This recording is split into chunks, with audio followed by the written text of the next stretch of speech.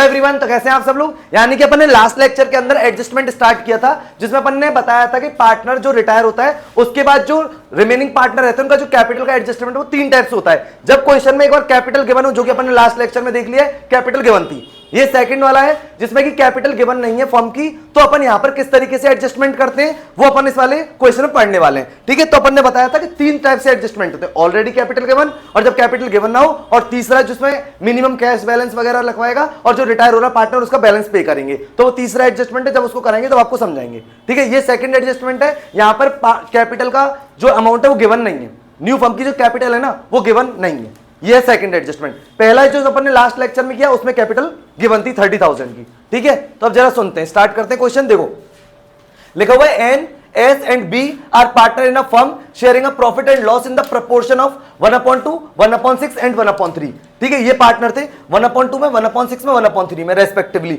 The balance sheet on April 1, 2015 was as follow. BP दे रखा है, सन्ड्री क्रेडिटर दे रखे हैं, रिजर्व दे रखा है 12,000 का, और कैपिटल के बैलेंस दे रखे हैं। एन का दे रखा है 30,000, एस का 30,000 और बी का दे रखा है 28,000। फ्री होल्ड प्रीमाइसेस दे रखी है, मशीनरी दे रखी है, फर्नीचर दे रखा है, स्टॉक है, और डेटर में से पीबीडी लेस करके दे रखा है और कैश दे रखा है। बात समझ आ रही है। अब इसकी कुछ एडिशनल इंफॉर्मेशन दी हुई है। इन्होंने लिखा हुआ है B retire from the business and the partners agreed to the following, यानी कि यहां पे रिटायर हो रहा है बी, आगे का नहीं समझ में, और एन और एस कंटिन्यू करेंगे पार्टनरशिप फर्म को। ठीक है, पॉइंट फर्स्ट दे रखा है freehold premises and stock are to be appreciated by 20% and 15% respectively. यानी फ्री होल्ड प्रीमाइसेस जो है इसको तो अपन को 20% से इंक्रीज करना है। तो अपन को पता है कि जब असेट्स इंक्रीज होती है तो एंट्री पोस्ट करेंगे freehold premises account DR to revaluation account. और उसके बाद इन्होंने बोला है स्टॉक को कितने से करना है, 15% से। तो जब स्टॉक को भी इंक्रीज करेंगे तो भी अपन ये एंट्री पोस्ट करने वाले stock account DR to revaluation account, क्योंकि दोनों एप्रिशिएट हो रहे हैं। सेकंड पॉइंट दे रखा है machinery and furniture are to be depreciate, मतलब मशीनरी भी डिक्रीज हुई है और आपका फर्नीचर भी डिक्रीज हुआ है। तो जब कोई असेट डिक्रीज होती है तो अपन एंट्री पोस्ट करते हैं, रिवैल्यूएशन अकाउंट डीआर करते हैं। और कौन कौन सी असेट, टू मशीनरी और टू फर्नीचर, 10% से और 7% रेस्पेक्टिवली। ठीक है, ये दो पॉइंट तो रिवैल्यूएशन के जो अपन करते हुए आ रहे हैं सेम वही पॉइंट है, इंक्रीज डिक्रीज का बस पता होना चाहिए। तीसरा पॉइंट दे रखा है goodwill is valued at ₹21,000 on B retirement. जब बी का रिटायरमेंट हुआ गया तो गुडविल का वैल्यूएशन किया गया 21,000 का। बात समझ में आ रही है। जैसे कि अपन ने लास्ट लेक्चर में देखा था, वहां पे कैपिटल फिक्स 10,000 मेंटेन थी, ऐसे यहाँ पे इन्होंने 21,000 से वैल्यूएशन किया हुआ। ठीक, पॉइंट नंबर 4 है जो कि इसमें मेन, इसमें लिखा होता है continuing partner have decided to adjusted their capital. पहले हमें ना इनकी एडजस्टेड कैपिटल निकालनी पड़ेगी, जो मैं बताऊंगा कैसे निकलती है एडजस्टेड कैपिटल। फिर उसके बाद इन्होंने कहा इन their new profit sharing ratio, और इसको न्यू प्रॉफिट शेयरिंग रेशियो में मेंटेन करेंगे। लिखा हुआ है आफ्टर रिटायरमेंट ऑफ बी, कब, जब बी का रिटायर हो जाएगा उसके बाद। तो उन्होंने लिखा है सरप्लस और डेफिसिट जो भी कुछ होगा if any in their capital account will be adjusted through current account. अब यहां पे कुछ भी नहीं बोला कैश के अकॉर्डिंग करना है, नहीं कुछ नहीं बोलता तो अपन कैश या बैंक से करते हैं, और अब यहां पे इसने बोल दिया करंट अकाउंट के थ्रू करना है तो करंट अकाउंट के थ्रू एडजस्टमेंट करेंगे। बात समझ में आ रही है। एडजस्टेड कैपिटल निकालना बताएंगे कैसे निकलती है और उसका किस तरीके से एडजस्टमेंट हमें करना है वो बताते हैं।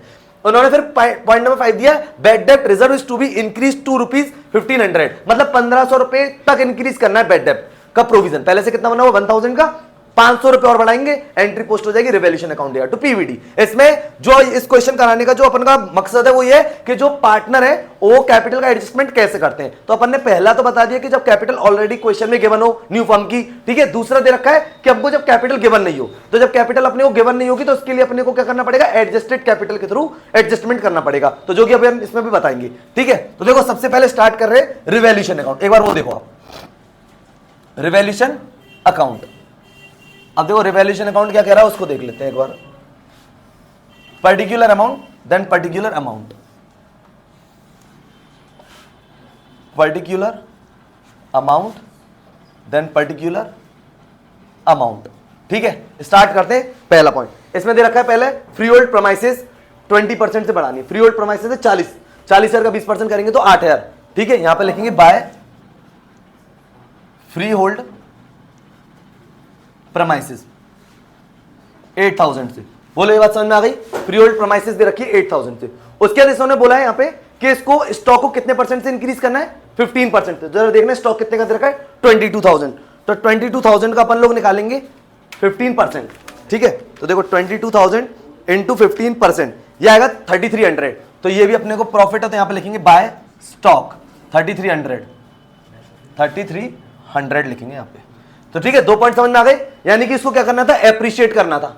बात समझ में आ गई। तो 20% और 15%। उसके नेक्स्ट लिखा हुआ है मशीनरी एंड फर्नीचर को डेप्रिशिएट करना है, मतलब कम करना है। तो मशीनरी को 10% से कम करना है। देखो मशीनरी दे रखी 30,000 की, एंट्री पोस्ट होगी रिवैल्यूएशन टू मशीनरी, तो यहां लिखेंगे टू मशीनरी 3000 से, क्योंकि 10% से देखो डिक्रीज करनी है। और उसके फर्नीचर दे रखा है 7% से, फर्नीचर है 12,000 का, इसका 7% अपन निकालेंगे, 12,000 का 7%, 840। तो यहां पर लिखेंगे टू फर्नीचर, ठीक है 840। तो 2 पॉइंट अपन निकल लिए। गुडविल का पॉइंट इसका रिवैल्यूएशन का है नहीं, इसे बाद में करेंगे। ये 4th पॉइंट कैपिटल का एडजस्टमेंट है, कैपिटल का अकाउंट में करेंगे। 5th पॉइंट है bad debt reserve is to be increased to rupees 1500, 1500 रुपए तक इंक्रीज करने हैं। पहले से कितने बने हुए 1000, अपन को कितने और इंक्रीज करने 500। तो एंट्री पोस्ट करेंगे यहाँ पर 2 PVD 500 का, ठीक है। अब इसका प्रॉफिट लॉस कैलकुलेट करेंगे, क्योंकि रिवैल्यूएशन के सारे पॉइंट कंप्लीट हो गए। अगर अपन बात करें सीआर साइड की, तो 8000 प्लस 3300 अगर अपन करते हैं तो 11300 आएगा। उसमें से अपन इसको माइनस करेंगे 3000, माइनस करेंगे 840, माइनस करेंगे 500, तो ये आएगा आपका 6960। यहां लिखेंगे टू पार्टनर्स कैपिटल अकाउंट, ठीक है। और ये किस किस में डिस्ट्रीब्यूट हो गए, एन, एस और बी में। इनका प्रॉफिट शेयरिंग रेशियो भी देख लेते हैं। देखो प्रॉफिट शेयरिंग रेशियो दे रखा है इनका 1/2, 1/6, 1/3। तो अगर अपन बात करें तो 6 एलसीएम लेंगे तो 2 3 या 3 बन जा 3, 6 बन जा तो 1 बन जा 1, और 3 2 जा तो 2 बन जा 2। यानी इनका जो प्रॉफिट शेयरिंग रेशियो दे रखा है वो दे रखा है 3:1:2, यानी पी, एन, एस और बी का जो प्रॉफिट शेयरिंग रेशियो दे रखा है 3:1:2, ठीक है। अब इसको 3:1:2 में अपन डिस्ट्रीब्यूट करेंगे, डिवाइडेड बाय 3 और 2 5 और 1 6, डिवाइडेड बाय 6, तो इसका तो आ जाएगा 1160 इंटू 3, इसका आएगा 3480, और इसका आएगा आपका 2320। ये बन गया आपका रिवैल्यूएशन अकाउंट। तो ये अपन ने सारे के सारे पॉइंट एडजस्ट कर दिए, यानी कि पहला फ्री होल्ड प्रमाइसेस और स्टॉक को एप्रिशिएट कर रहा था, दोनों इंक्रीज कर दिए। सेकंड पॉइंट में वो मशीन और फर्नीचर को डेप्रिशिएटेड कर रहा था, तो ये हो गया। उसके बाद यहाँ पे पीवीडी में उसने हमसे बोला 500 रुपए इंक्रीज करना है, तो पीवीडी का कर दिया। प्रॉफिट लॉस फाइंड आउट किया, तो प्रॉफिट आ रहा है 6960 का, पार्टनर्स के बीच में डिस्ट्रीब्यूट कर दिया। प्रॉफिट शेयरिंग रेशियो 3:1:2, तो ये अपन ने डिस्ट्रीब्यूट कर दिया। ये है इसका रिवैल्यूएशन अकाउंट। आई होप कि ये तो आपको समझ में आ गया, क्योंकि रिवैल्यूएशन अकाउंट में कुछ नहीं, मेन जो पॉइंट है वो है इसका कैपिटल अकाउंट। तो एक बार इसका कैपिटल अकाउंट अपन देखेंगे, ये वाला बैलेंस को, तो अपन इसका एक बार यहां पे बैलेंस लिख लेते हैं एनएसबी का।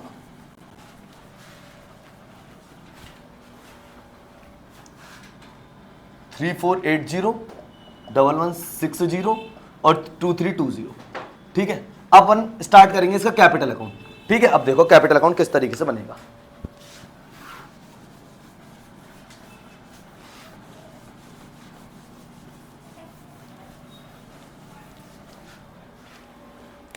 तो देखो partners capital account, partners capital account,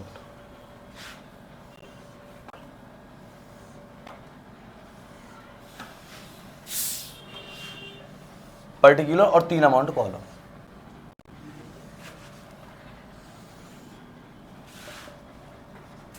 particular, N, S और बी,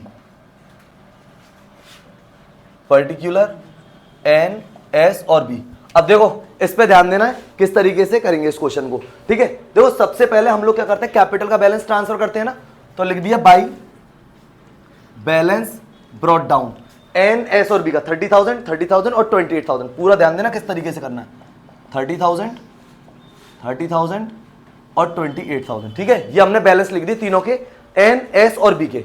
उसके बाद हमको पता है कि रिवैल्यूएशन में हमारा प्रॉफिट आया था, तो अपन यहां पे लिखेंगे बाय रिवैल्यूएशन अकाउंट, ठीक है। इधर लिख दिया 3480, ठीक है। इसमें लिख दिया 1160 और इसमें लिख दिया 2320, ठीक है। ये अपन ने रिवैल्यूएशन का पॉइंट कर दिया, ठीक। उसके बाद फिर देखना कोई रिजर्व एंड सरप्लस तो नहीं है। देखो रिजर्व दिख रहा है अपने को 12,000, इसको अपन डिस्ट्रीब्यूट करेंगे, मतलब सब कुछ वही चल रहा है, मेन है इसमें कैपिटल का एडजस्टमेंट। तो देखो यहां पे लिख दिया अपन ने बाय रिजर्व, ठीक है। अपने को पता है प्रॉफिट शेयरिंग रेशियो 3:1:2 है, ठीक है। तो 3:1:2 में इसको डिस्ट्रीब्यूट करेंगे 12,000 को, 12,000 डिवाइडेड बाय 6 इंटू 3, तो इसका आएगा 6,000, इसका आएगा 2,000 और इसका आएगा 4,000, 6,000, 2,000 और 4,000, ठीक है।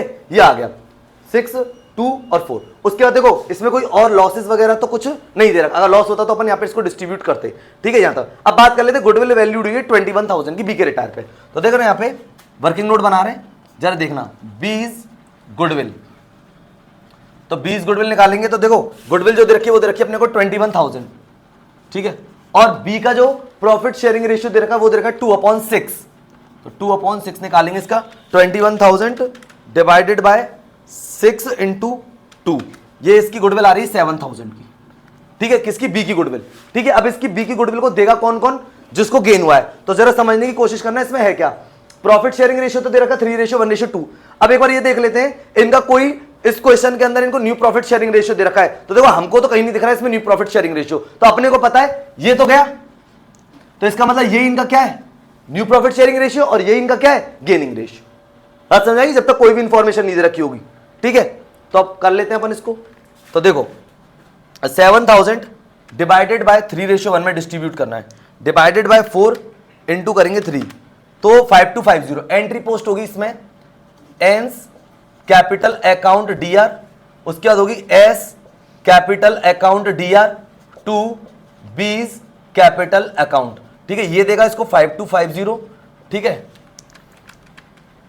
1750, और टोटल देगा 7,000। तो देखो A's capital account DR, A's capital account DR to B's capital account, ठीक है। तो अपन यहां पे एंट्री क्या पोस्ट करेंगे जरा देखना, बाय एंस कैपिटल अकाउंट और बाय एस कैपिटल अकाउंट, ठीक है। इसके में लिखेंगे बी के में 5250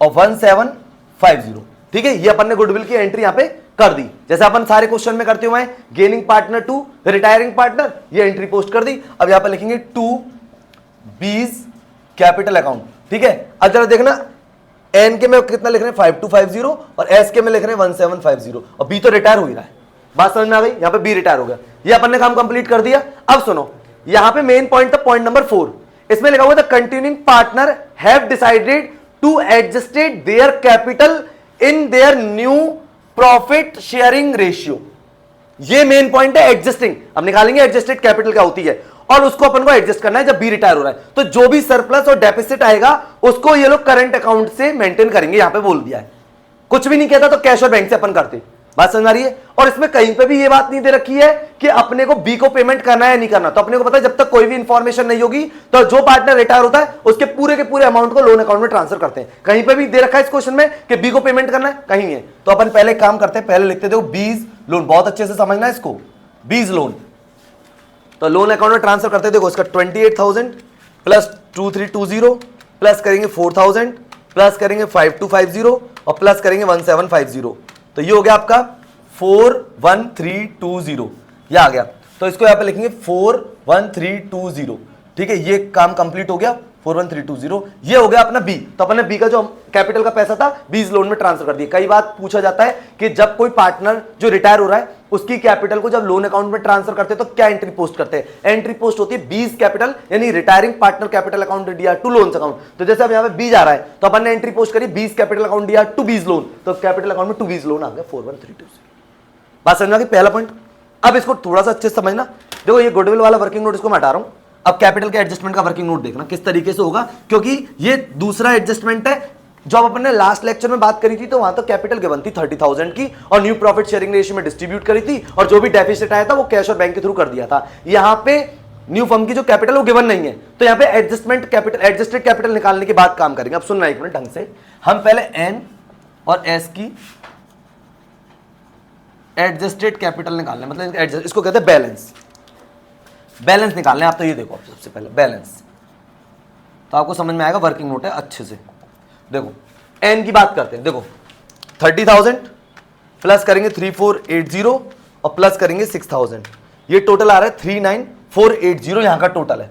उसमें से 5250 लेस कराएंगे 5250, तो ये आएगा 34,230, ये आया इसका बैलेंस। मतलब जो अपन टू बैलेंस कैरेट डाउन लिखते हैं ना, यहां के टोटल में से इसको लेस कराते हैं तो ये वो बैलेंस आ गया।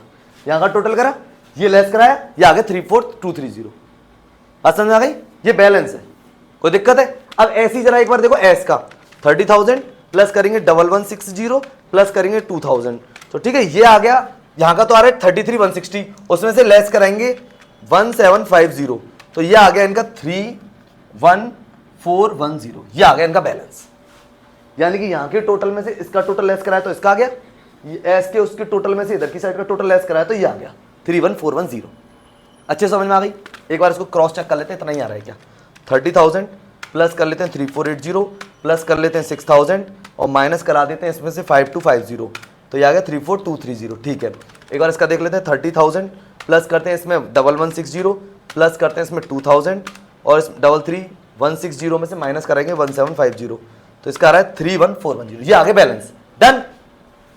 हम इस बैलेंस को क्या करेंगे, ऐड करेंगे इन बैलेंसों को दोनों। ठीक है, कैपिटल के बैलेंस को ऐड करेंगे। 34230 प्लस 31410, इस कैपिटल को ऐड करेंगे 34230, तो ये टोटल जो कैपिटल आ जाएगी वो आएगी 65640। ये कैपिटल आ गई। अब ढंग से समझना पूरी बात।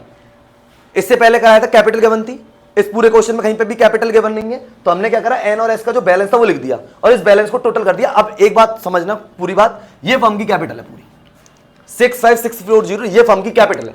भाई दोनों पार्टनर का जो बैलेंस आएगा इसी को तो अपन लिखते हैं कैपिटल अकाउंट में, तो इन दोनों को लिखा तो इन दोनों को ऐड कर दिया और ये इनका बैलेंस है। मतलब कैपिटल जो है फर्म की वो 65640 है। लेकिन अब ये मेंटेन करेंगे अपने न्यू प्रॉफिट शेयरिंग रेशियो में।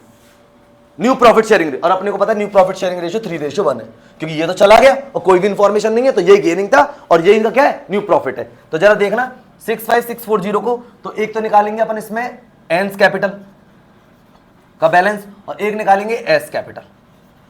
ठीक है, अब समझना 65640 और 65640 ये अपने न्यू प्रॉफिट शेयरिंग रेशियो में रखेंगे, यानी कि 3/4 और 1/4। बोलो बात समझ में आ रही है। ये इन दोनों का बैलेंस निकाला है, यहाँ पे वो लिखा नहीं है, इन दोनों का बैलेंस टोटल करा तो टोटल फर्म की कैपिटल ये आ गई। और अब ये जो कैपिटल है ना, ये इसको अपने न्यू प्रॉफिट शेयरिंग रेशियो में मेंटेन करेंगे। कौन से रेशियो इनका, 3:1।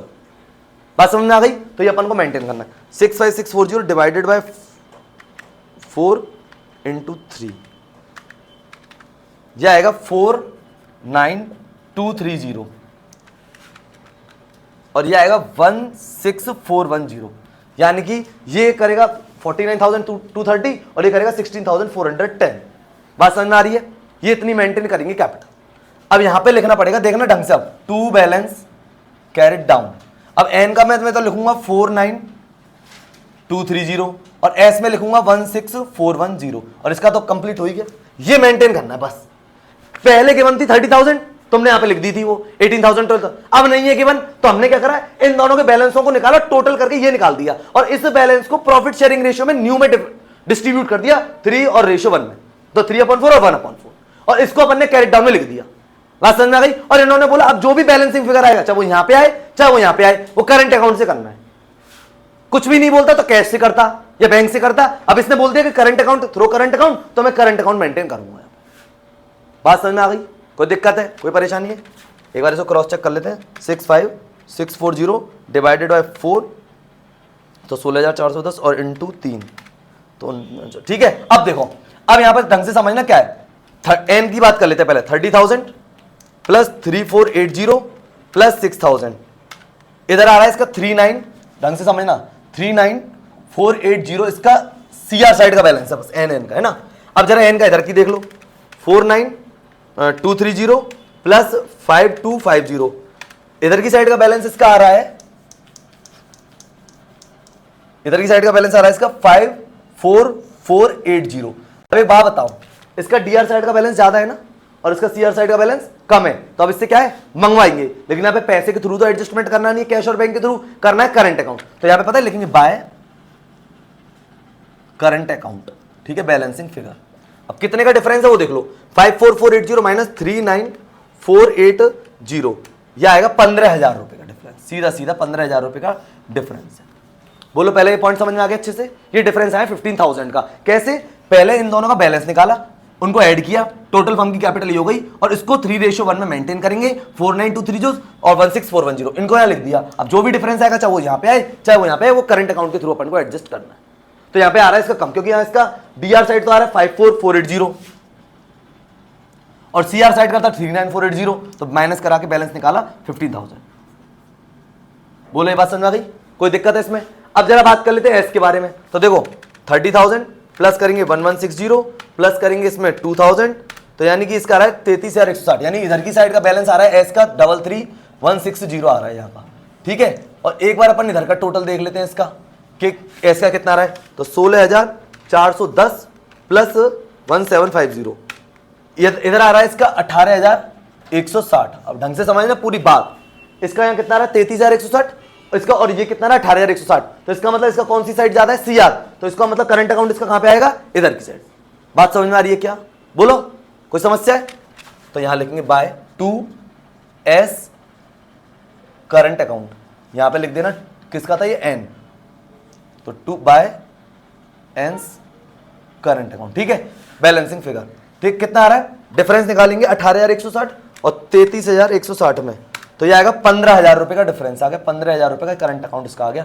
टोटल करेंगे 33,160 और 33,160, ये वर्किंग नोट है इस क्वेश्चन का, इस तरीके से इनको मेंटेन करना है। तो इसका तो बैलेंसिंग फिगर इधर आ रहा है 15,000 का, इसका बैलेंसिंग फिगर इधर आ रहा है।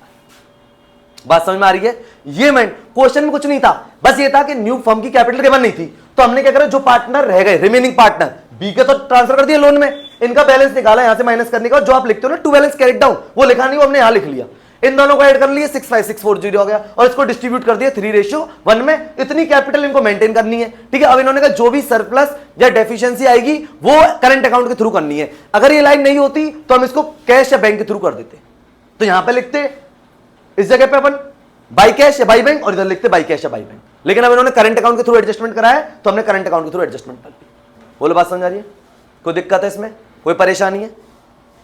तो आप एक बार इसके बैलेंसेस का ध्यान रखना, 49230 16410, मैं लिख लेता हूं एक बार बैलेंस, 49230 एन का, और एस का आ रहा है 16410, और लोन में जो ट्रांसफर करना था वो अपन को करना है लोन में, बीज लोन 41320, ठीक है। आई होप कि ये तो आपको समझ में आ गया होगा वर्किंग नोट, ठीक। ये सेकंड एडजस्टमेंट, अब इसके बाद बैलेंस शीट प्रिपेयर करते हैं, उसको आप देख लीजिए। तो एक बार आप बैलेंस शीट देखो इसकी किस तरीके से करेंगे।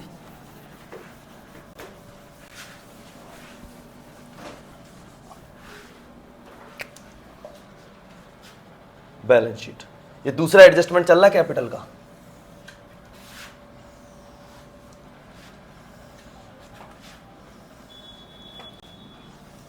Balance sheet, liabilities, amount, then assets, then amount, ठीक है। अपन देखो ओल्ड बैलेंस शीट से चलेंगे और उसको देखते चलना।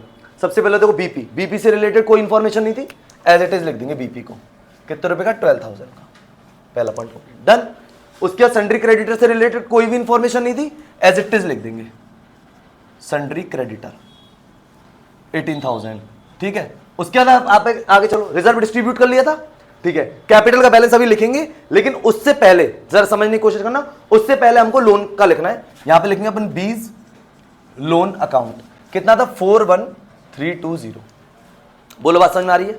उसके बाद अपन को करना है करंट अकाउंट, ठीक है। तो करंट अकाउंट देखो, एक तो आया था 15, दोनों साइड 15 आए थे, लेकिन किसका अकाउंट कहां पे आया था वो समझ लो। अपन पहले अगर बात करते हैं इसकी एन की, ठीक है ना, एन की, तो एन का करंट अकाउंट जो आया था वो आया था अपना लायबिलिटी साइड, ठीक है, सीआर साइड इसका, क्योंकि इसका डीआर साइड ज्यादा थी तो सीआर साइड आया था, तो उसको तो लिखेंगे अपन असेट साइड, ठीक है। और जो इसका आया था एस का, वो आया था अपना कौन सी साइड, टू साइड, क्योंकि इसकी सीआर साइड ज्यादा थी तो इसलिए सीआर साइड है तो वो यहाँ आएगा।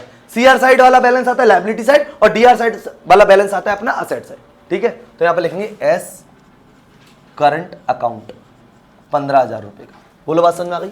कोई दिक्कत, कोई परेशानी? अब चलते हैं जी आगे। उसके बाद अब कैपिटल के बैलेंस लिखेंगे।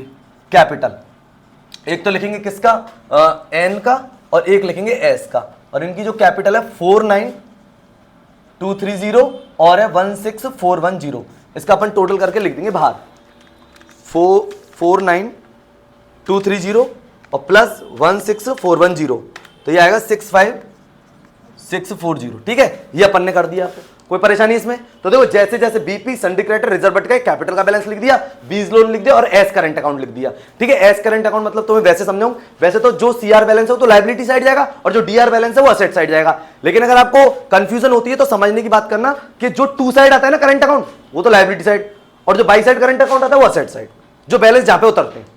बात समझ में आ गई? तो ठीक है, तो अब जरा समझते हैं इसको आगे। फ्री होल्ड प्रमाइसिस की बात कर लेते हैं अपन।